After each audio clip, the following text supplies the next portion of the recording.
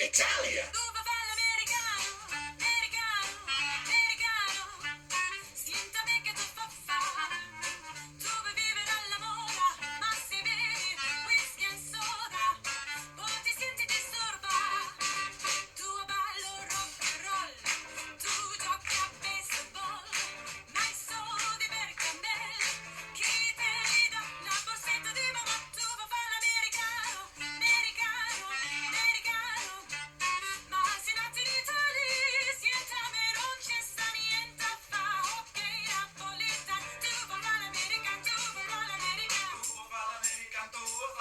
Friends, Romans, countrymen, and my fellow Americans, La Repubblica Americana is on air from Philadelphia, broadcasting worldwide from the cradle of American democracy. Here's Robert Petrone and Michael DePilla.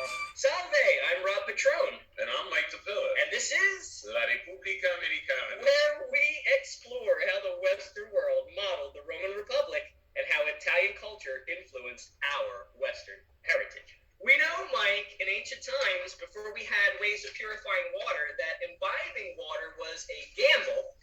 People drank beer or cider to stay hydrated. Even in Benjamin Franklin's time, when he was a young printer's apprentice, he wrote in his biography that all of his co-workers drank beer for breakfast, and they'd be stumbling around the printer place.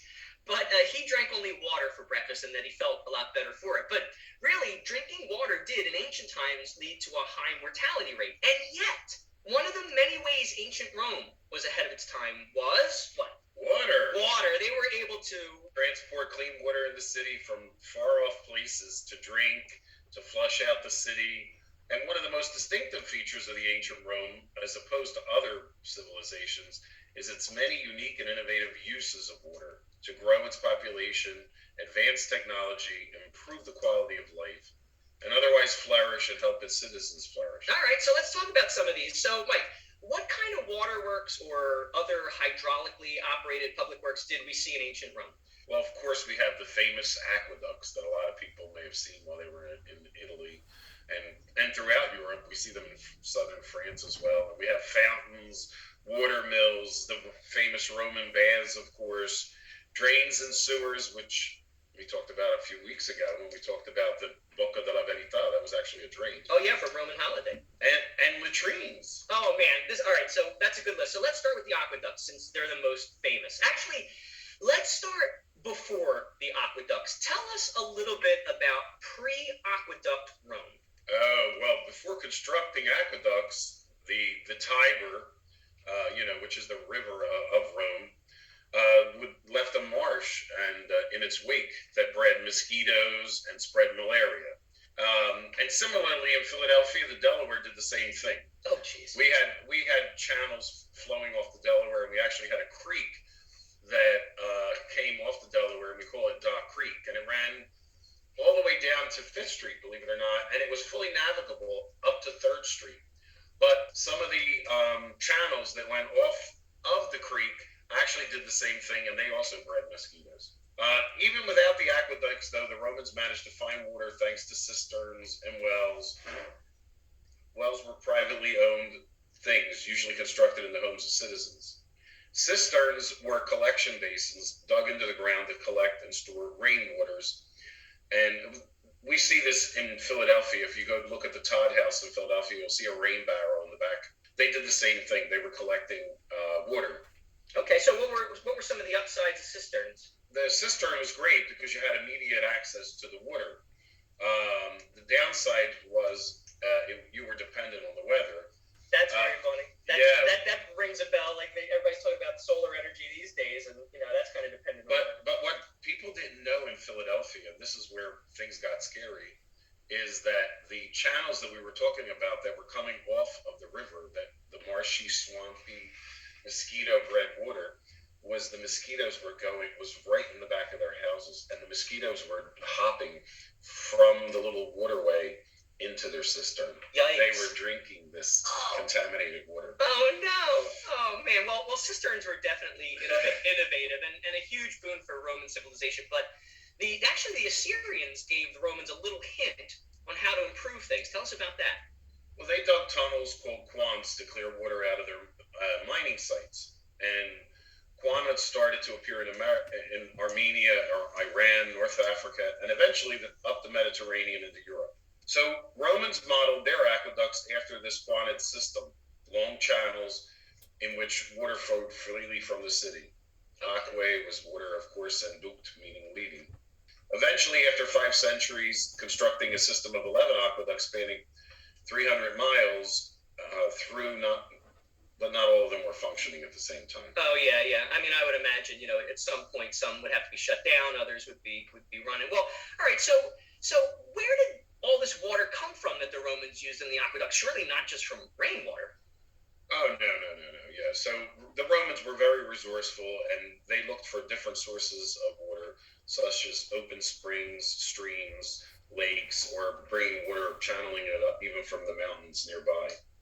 And they could find underground water based on features of the local environment, like tufa, or a porous volcanic rock that naturally filtered the water. Oh, now that's cool. It's like a Brita filter right from nature. So how did the Romans construct the aqueducts? What did they do? Well, they built masonry channels. They dug a channel in the earth, and then they polished the channel with concrete. So we have to remember that the Romans also had invented concrete. And the concrete was great because it prevented seepage, leaks, and the accumulation of mineral buildups. And then they covered the conduits with flat stone slabs. And so all these aqueducts are underground? Well, about 80% were underground in tunnels. That was the cheapest way to build them.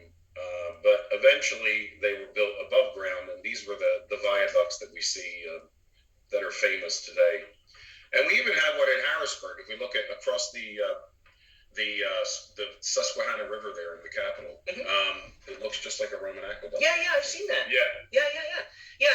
I guess underground aqueducts are probably better protected from attackers, because they might try to cut off the city's water supply. It's a little harder if it's in an underground tunnel. And I don't know, maybe it even provided ease of access for maintenance, because didn't the Romans, they had those manhole covers. Manhole covers. That's right. They like the stone slabs. And you could lift them off by putting your hand in the bucket. All right, so let's talk about maintenance. And what was like the biggest maintenance issue with the aqueducts? Well, and this is where the Romans were brilliant.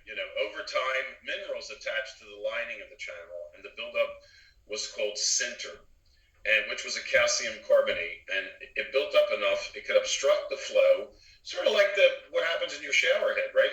We see that, or in your arteries. Right. Worse, yeah. But the Romans knew about sinter, and they built their aqueduct with this issue in mind. Oh, that's brilliant. I guess they learned about sinter maybe from the Assyrian Khanates. They already knew about it. I don't know, but those Romans, man, they were canny. So all right, but here's the big question I always wondered. How did water flow through the aqueduct? Yeah, so it was simple gravity. Roman builders maintain a slope. That thing we study in mathematics, between a range of 0.15% to 0.3 gradient. And if the slope was too steep, the water would flow too fast and erode the concrete channel. So they had it all calculated out. They really did. And I guess if it was too shallow, it wouldn't flow strong enough or fast enough to push the water upward into the siphons, and that would like diminish the amount. But you're an engineer by trade, Mike. Among many things, you're a Renaissance man. You ought to hear this guy sing, ladies and gentlemen. But you're an engineer, you're a teacher, you're a poet. But this is your field. So Philadelphia decides to take on this same concept of using aqueducts, or something, not aqueducts, but using piping, and they used wooden pipes in Philadelphia. That's funny. Yeah. They use wooden pipes for the wooder. Yeah, for our wooder. That's how we say water in Philadelphia. We say wooder. So is that where it came from? Because we use wooden pipes. Yeah. So how the heck did they distribute all that water? Water.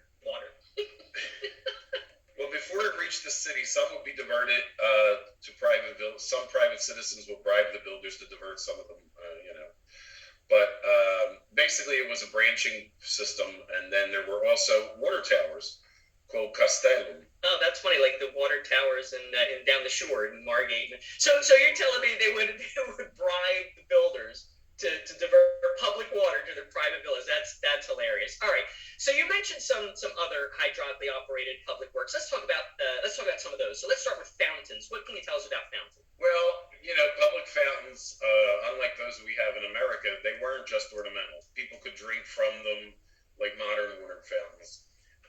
While only wealthy people had access to water in their homes, fountains made drinkable water a public thing. They were everywhere. You seldom had to go less than 150 feet to find a water fountain in ancient Rome. Wow. And pressurized water pipes delivered water of the highest quality to the drinking fountains. And they were convenient and safe. And if you remember when we were kids, Philadelphia had the same thing. We had all these little fountains, but we had if you remember how we activated it back then at the playground, you had to press on a pedal. That's right. And pump it yourself. And if you weren't tall enough, you were out of luck. Yeah. That's so funny. And that's, really, that's a marvelous spectacle of Rome's wealth, to be sure. You also mentioned watermills. Tell us about watermills.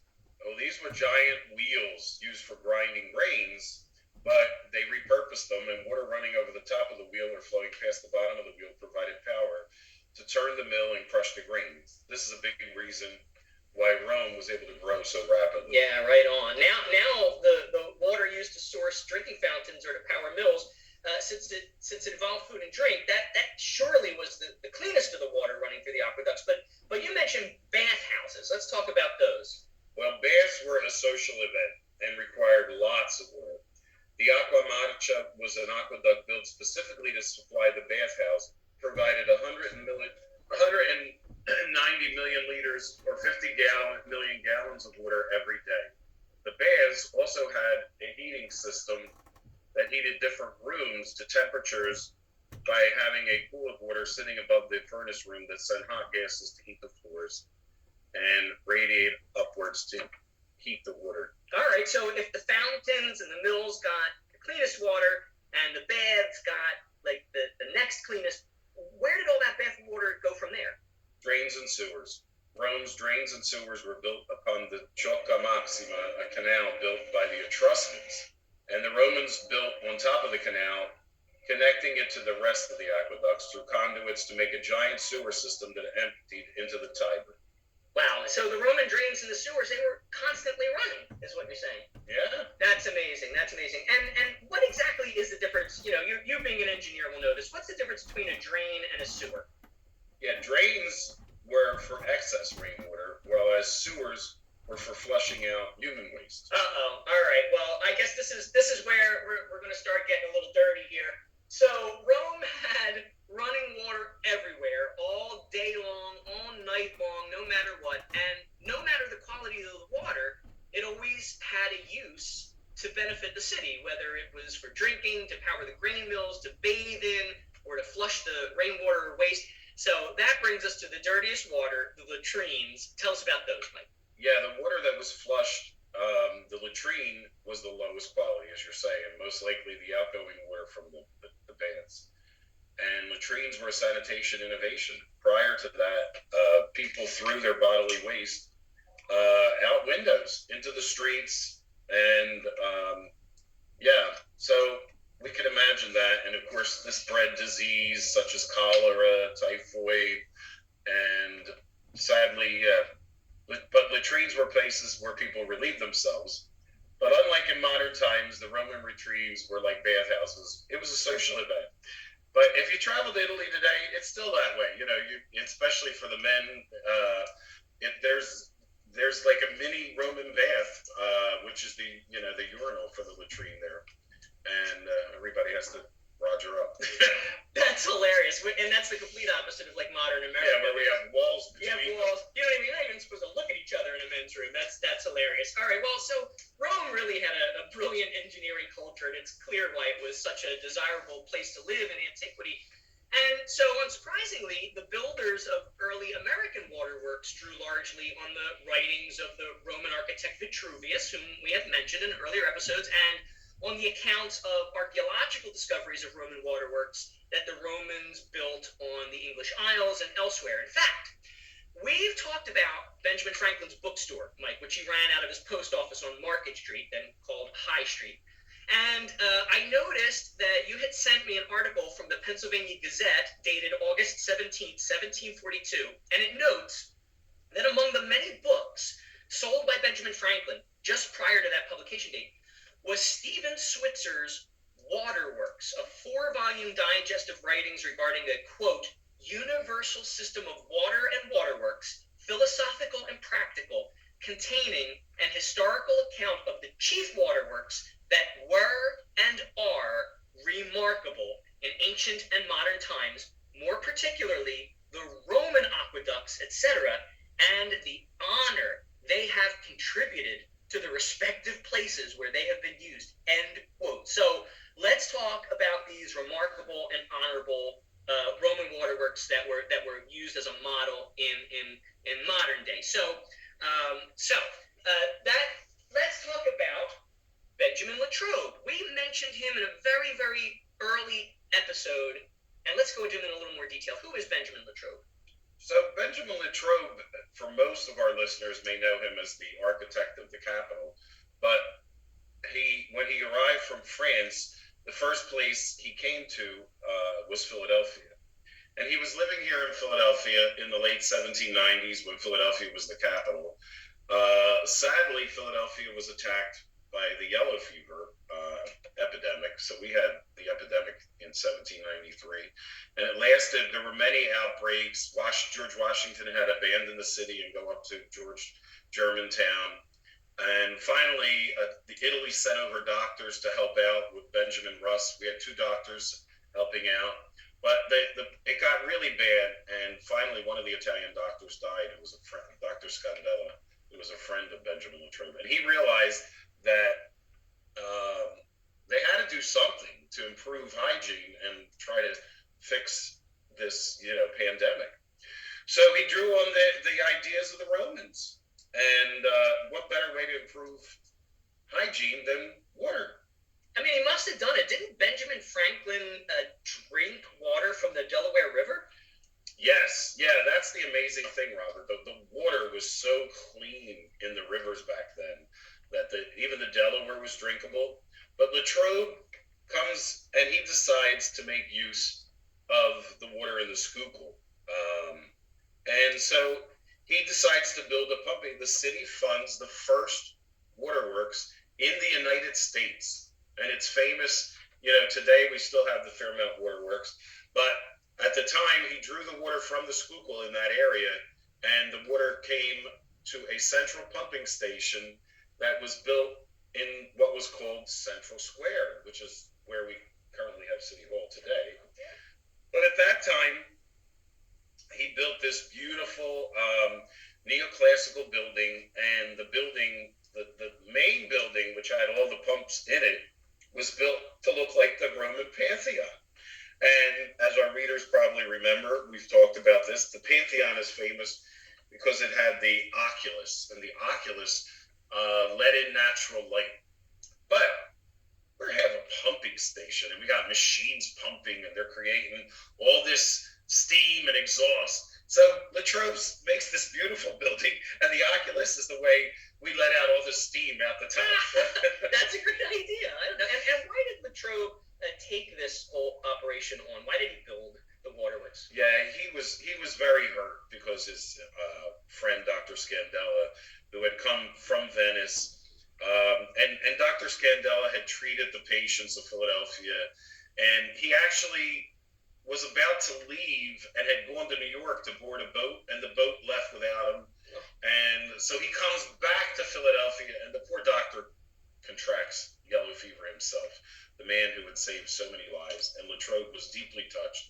So he had even more of a motivation to want to do this. Oh, no, Scandella died? Yeah. Oh, no. And so Latrobe did this for his friend because his friend died? Yeah. Oh, Mike, if I died, would you build a Pantheon? I'll build you a Pantheon. All right, so then the pandemic spreads to New Orleans, and Mayor John Watkins, he gets wind of what Latrobe does in Philadelphia, and what happens? Yeah, so he comes up with the same idea. He says, if the waterworks helped with the hygiene and to get rid of, because by this time, by the 1812, there was no longer any yellow fever in Philadelphia. So he says, let's try building a waterworks here in New Orleans. Okay, and where was Latrobe at the time? When So, as I had said, he was this architect of the Capitol. So he was working on the Capitol, and of course, then this at 1812, we know we have the War of 1812, and the British go to Washington and they burn the Capitol, which gives it more reason to have to be not only built from because there was hardly anything there, but at the time other than the main White House, which they set afire. Okay. But but Latrobe came out with the idea to send his son Henry to New Orleans to build the waterworks. So sadly, though, in 1817, Henry catches the yellow fever, and he dies. Oh no! Yes, yeah, these people that are trying to help out, and so Latrobe, goes to New Orleans himself to finish the job. A grieving parent. A grieving father, oh, yeah. God. Oh. And he builds a full Pantheon structure, which is, if you see the images of it, it's absolutely beautiful. It not only had the main circular room with the oculus, but it also had the front temple design, like the true Pantheon did in Rome. Oh man, I mean, I bet you he was motivated from the death of his son to just build the hell out of that thing. I mean, he probably did that in honor of his poor son. God, that's tragic. Yeah. So then, what happens to Benjamin? Yeah. So sadly, the man who had built the waterworks in Philadelphia because of the loss of his friend, Dr. Scandella, he too succumbs to the yellow fever, and he dies himself in 1820. Oh no! So Henry, the son, dies in 1817, and then 3 years later, same fate happens to his father. Yeah. Good God, that is a tragic story. But there is sort of a happy ending to this, because we know that the job started by the Latrobes was completed. It was completed by corporate contractors, and while this father and son duo did both die from yellow fever, the Latrobe line did not end. We know this because Benjamin did sire a son before he died, John H.B. Latrobe. Now, the H.B. does not stand for Henry Benjamin, the father, the grandfather, as one might think, but rather for Hazelhurst Bonneville. I don't know who those people were, but John was born in Philadelphia, and he went on to become a lawyer and an inventor. This is now the grandson of Benjamin Latrobe. And John writes in a journal entry that you sent me of November 16th, 1834, while he's visiting New Orleans, he writes, quote, "The waterworks erected by my father are in operation, and at the corners of the cross streets along the Rue de la Levée. I saw this morning the water bubbling up from the pipes into the large cast iron box around them and running off in a rapid stream through the gutters. At every corner were crowds of women filling their buckets and water carts, supplying themselves from a less defiled place than the margin of the river. After my father's death, these works, in an unfinished state, fell into the hands of the corporation, and the mode in which they are at present used is much less efficient than they were capable of under a proper management." Wow, that's a condemnation of the corporate endeavor. So what are your thoughts about that? Well, the beauty is, though, that Italians are all about tradition, and so at least we have the family still, working in the line of this waterworks. So I thought that was beautiful, because we as Italians are all about tradition. That we are. That's a good point. And Hazelhurst Bonval. Bonval means good value, so I guess he had good value in the end. There you go. That's awesome. All right. Well, dimmi, Michele, qual è la tua tradizione di famiglia che ti sta più a cuore? Che mi sta più a cuore is la tradizione della cena domenica, our famous Sunday gravy. Oh, now that's Italian. Thank you for tuning in, folks, and be sure to visit Mike DePilla and me, Rob Petrone, next time on Radio Voice Italia at La Repubblica Americana. Whiskey and soul and rock and roll. Whiskey and soul and rock and roll. Whiskey and soul and rock and roll. From your number one internet radio station. Ho, ho, ho.